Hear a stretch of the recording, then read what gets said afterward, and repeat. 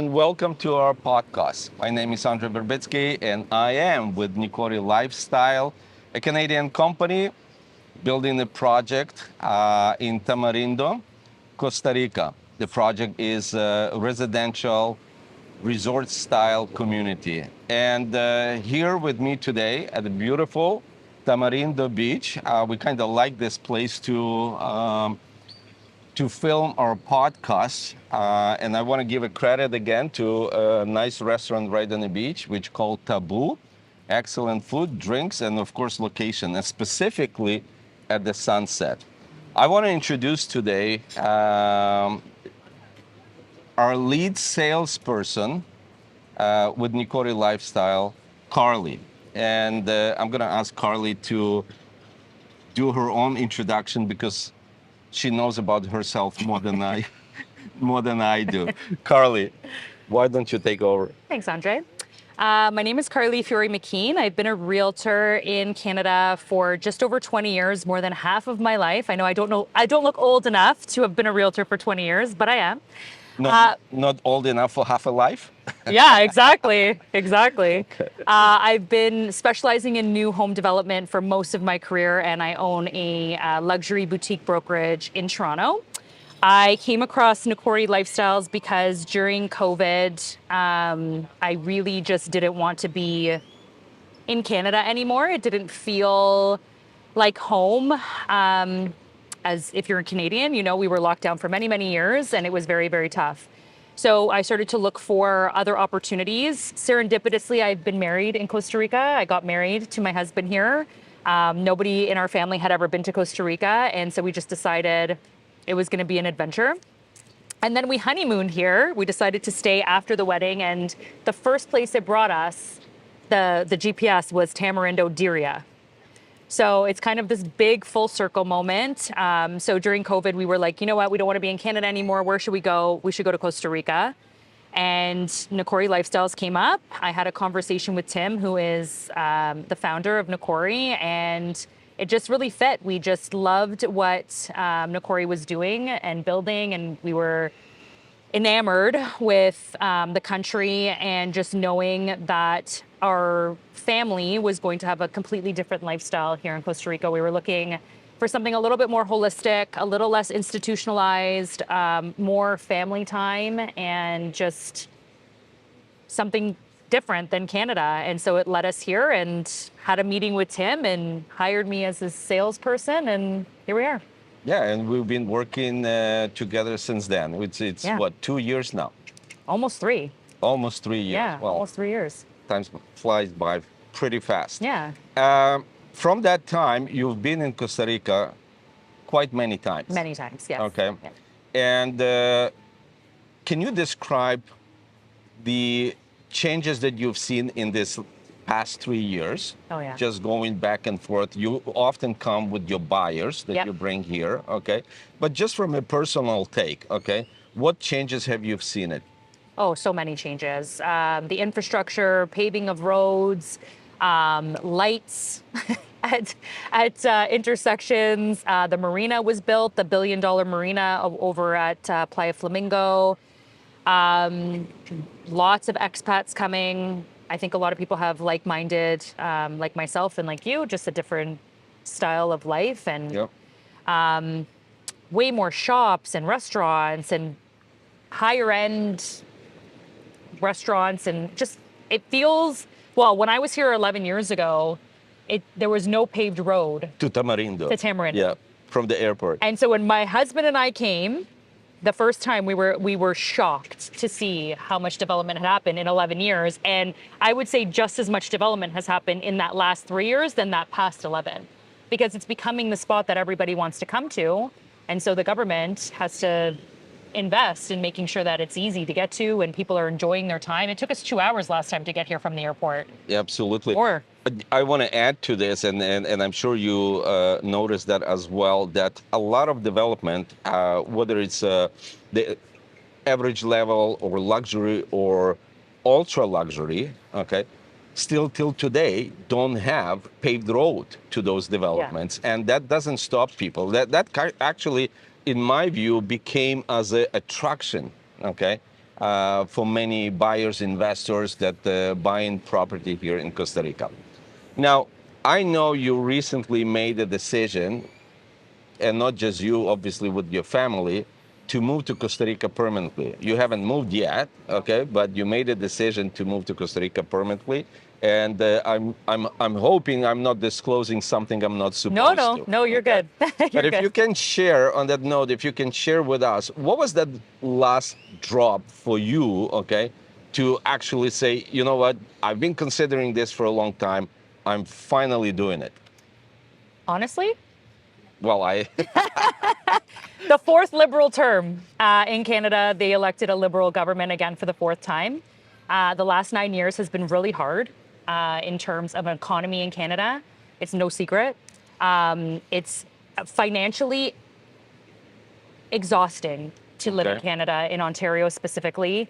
Our interest rates have doubled. Our inflation has gone up so significantly that a piece of chicken that would have cost me $5 3 years ago now costs $15. I feel like I am constantly in a rat race. I'm constantly trying to make more money, and I'm ending up at the same spot. And it just didn't, in my opinion, it is not financially responsible if you make significant amount of money to stay in Canada, in Okay. my opinion. Okay, well, thank you for sharing that. Now, what were your biggest concern in making that decision? I mean, you got family, you got the home in Canada, you're born in Canada and live in Canada. Yeah. Okay, like for me, it was a second move that I never expected to do. Right, but I'm kind of familiar with the challenges that facing. But we'll talk about challenges later. I just want to right now to focus on the concern, okay, that people facing when making that decision. So what was for you the biggest one? So we actually were going to make this move last year. And one of my biggest concerns was I make money through an online entity, and I was unsure how I was going to be able to make money in Costa Rica because I wanted to stop paying taxes in Canada because it's just so outrageous. And I didn't know how that would work. So I think just educating yourself on the systems and how you can actually work in Canada, get paid in Canada, but not pay tax in Canada was one. Become a nomad? Yeah, basically becoming a nomad. And that was one thing that was very, very, very scary for me because I earn income in Canada and I obviously was not going to come to Costa Rica, or not obviously, but I wasn't going to come to Costa Rica and try to make money here. I wanted to continue making money in Canada. But I didn't know how that was possible. I thought you had to give up your bank accounts and your credit and do all of this stuff to claim non-residency, but you don't. You can keep your Canadian bank accounts. You can keep your Canadian credit, your SIN number, your credit, anything that you have, and still claim non-residency and not pay, in my personal experience, 43% tax on my income.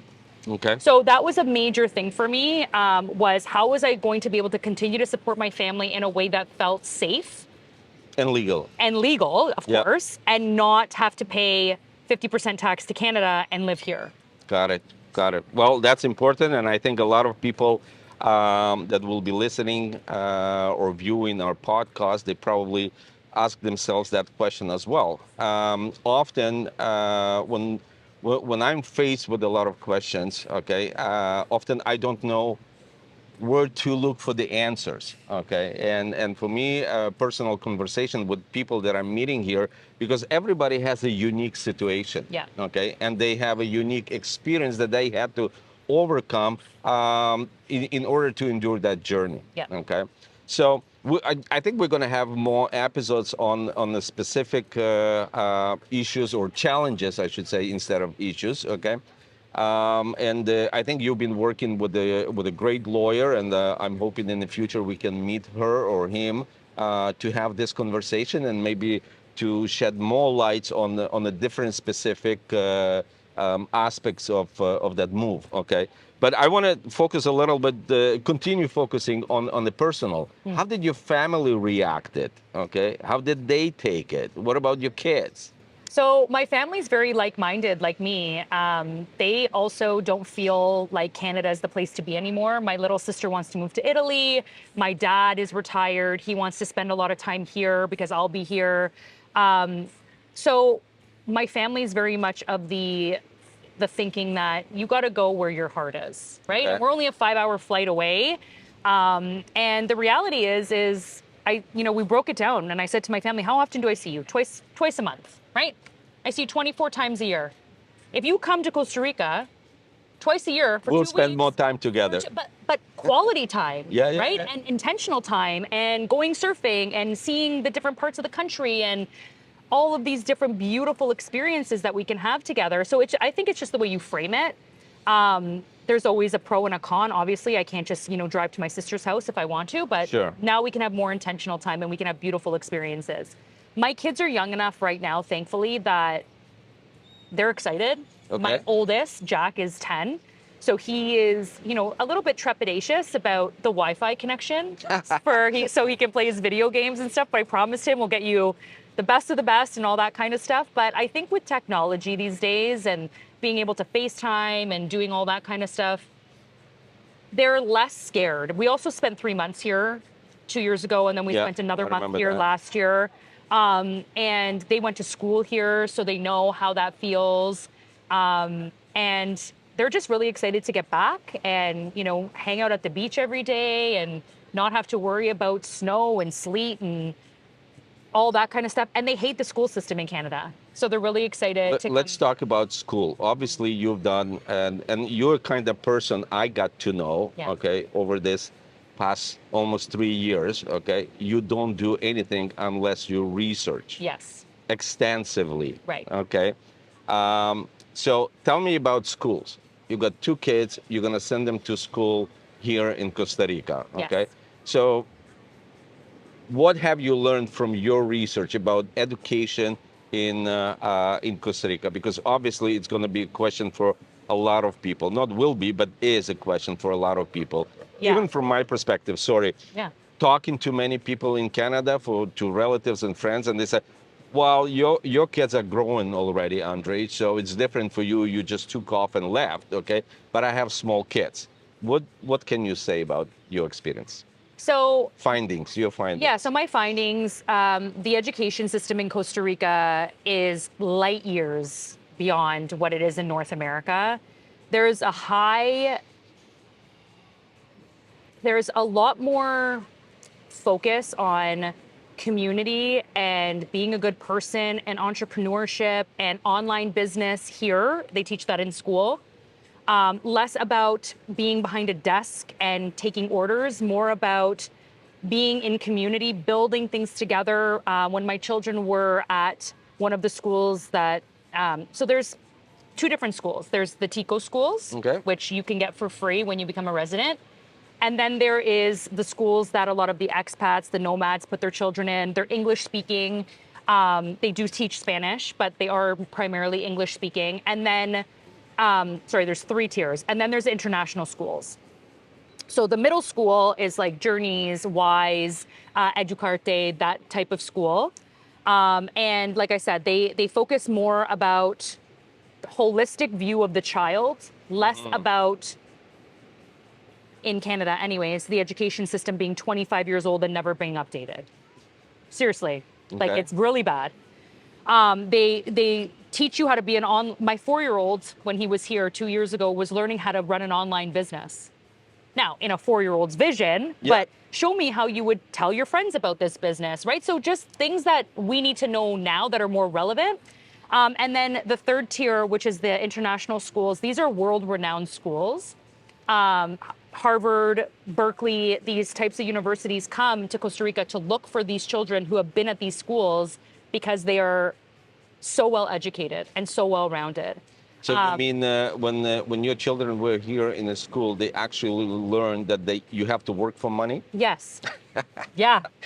And how they can do that, right? Yes. And at La Paz, for example, the international school, that's where my children will go when we move here. They are required to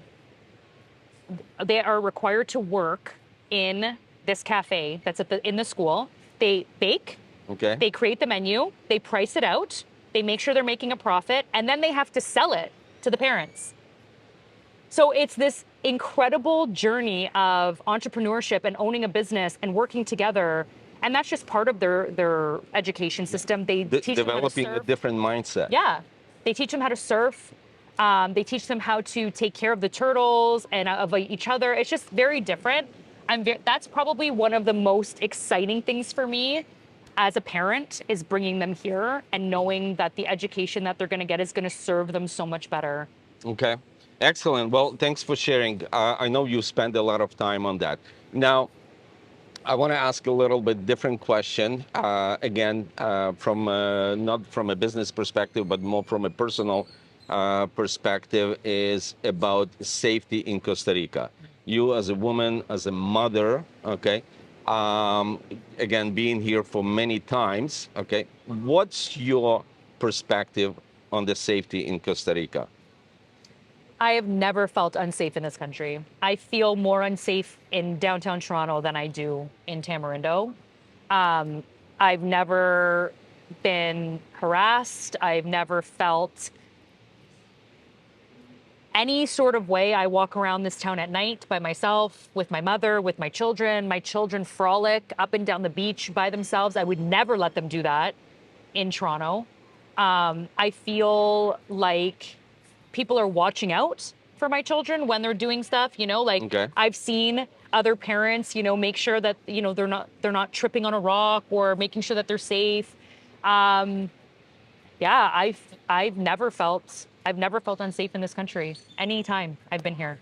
Thanks. Yeah. And I think I have one more question for you. You have mentioned that your sister is considering Italy. Yeah. Okay.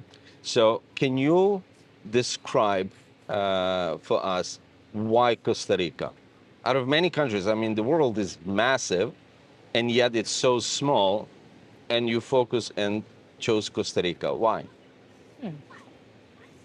I just feel very drawn to this country. There's actually scientific studies on Costa Rica in terms of energy, because Okay. it's right on the equator. The energy of both hemispheres of the Earth create this very calming energy of Costa Rica. I find it's very grounding. I believe that there's a lot of opportunity here for my children to be around people who are wealthy and smart, Diverse. diverse, and they know what they're doing, and they're running these beautiful online businesses, and they're living their lives, and they're having these beautiful holistic lives, and that's what I really want. I want my children to eat non-GMO food that's not sprayed. I want them to ground themselves in the water, in the ocean. I want them to go to good schools and have lots of opportunity and not feel stifled by politics that are outrageous in North America. And I don't believe that my children have a beautiful future in Canada, and I do believe that they would have that here. I don't know. It's a tricky question, because I feel like there's probably so many other beautiful places to be, but for me, I just feel heart-led to Costa Rica. Got it. Yeah. Carly, thank you very much. No problem. We will probably do a few more Yeah. episodes like this, maybe in more specific directions. I'd like to talk to you about specifically Nikori and the project and the buyers that you have. Yeah. Okay. Thank you very much, everybody, you. for your time, and we'll see you next time.